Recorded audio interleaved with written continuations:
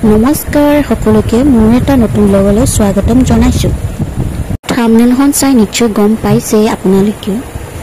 আজি আপোনালোকক দেখাব বিচাৰিছো যে অগ্নিগড় পাহাৰৰ ধুনীয়া পৰিৱেশটো আৰু আজি আচলতে বহুত দিনৰ মূৰত আকৌ আহিছো। যোৱাবাৰ একো ব্লগ কৰা হোৱা নাছিল যিহেতু সেইবাবে মই ভাবিলো এইবাৰ অলপ এনেকৈ দিনৰ অলপ ভাগত আহিম বুলি আহি কিনে আপোনালোকক ব্লগটো পুৰা দেখাম বুলি ভাবিছো।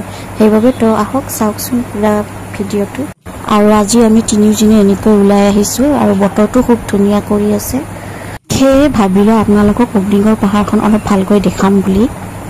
এতিয়া আমি টিকেট কাউণ্টাৰলৈ আহিছো আৰু টিকেট কাউণ্টাৰত আমি তিনিজনে টিকেটটো কাটি লওঁ। তো আপোনালোকক ফুল ব্লগটো দেখাম, আপোনালোকক গোটেই ভিডিঅ'টো দেখাম। তো চাই থাকক শেষলৈকে। আৰু এজনৰ টিকেটৰ প্ৰাইচ হ'ল 30 rupees। তো আহকচোন আপোনালোকক পুৰা ভিডিঅ'টো দেখাই দিওঁ। তো মই ফাইনেলি গৈ আছোঁ ভিতৰলৈ, তো চাই থাকক শেষলৈকে। আৰু এয়া গেটখনৰ ভিতৰৰ পৰিৱেশ চাওকচোন, কিমান ধুনীয়া সেউজীয়া মনোমোহা দৃশ্য। আৰু আমি ইয়াৰ ভিতৰলৈ আহি গ'লোঁ। তো আজি মই আপোনাক পুৰা ষ্টৰিটো ক'ম, একদম ইণ্টাৰেষ্টিং লাভ ষ্টৰি হয়। তো আহকচোন আৰম্ভ কৰোঁ। মই আশা কৰোঁ আপোনালোকে নিশ্চয় ভাল পাব। আৰু এয়া হৈছে বানৰজাৰ জীয়েক উষা, যাক আমি অগ্নিগড় বুলি কিয় কওঁ। অগ্নিগড় মানে অগ্নি হৈছে জুই আৰু গড় মানে হৈছে দেৱাল। আৰু তেতিয়াৰ দিনত বানৰজাই নিজৰ জীয়েক উষাক চাৰিওফালে জুই লগাই বন্দী কৰি ৰাখিছিলে। আৰু এয়া হৈছে উষা আৰু চিত্ৰলেখা হৈছে উষাৰ বান্ধৱী। এদিন ৰাতি উষাই সপোন দেখিলে যে য'ত উষাই ৰাজকুমাৰ এজনক দেখা পালে।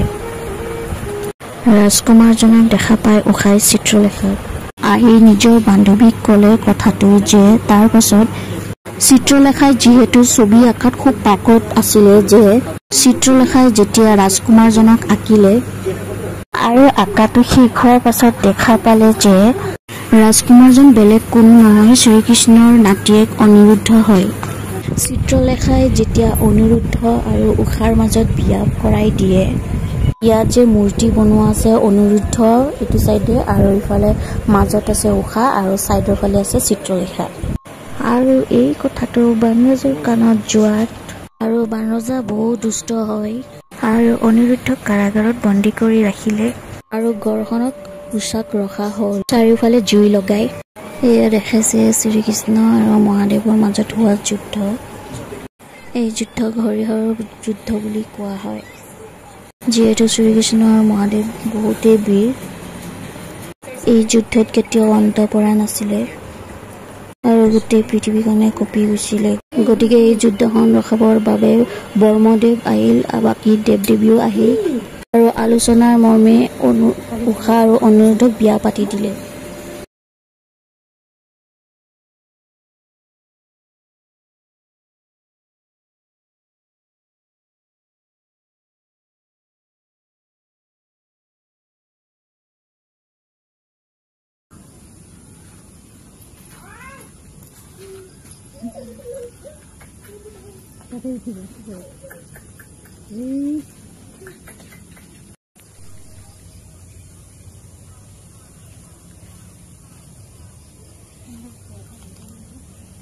দিব খালী বটল আছে।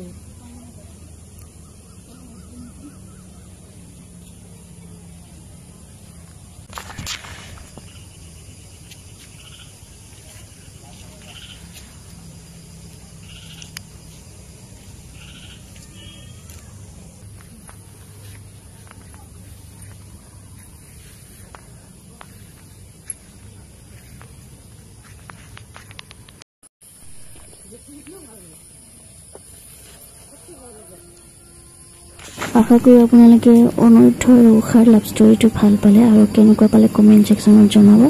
আৰু কি ক'ম, বেছি একো নকওঁ। আৰু নেক্সট এটা ভিডিঅ'ত আকৌ দেখা হ'ম। আজিলৈ ইমানখিনি, আৰু পাৰিলে ভিডিঅ'টো লাইক কৰিব, শ্বেয়াৰ কৰিব আৰু ছাবস্ক্ৰাইব কৰিব। আজিলৈ ইমানখিনি। আৰু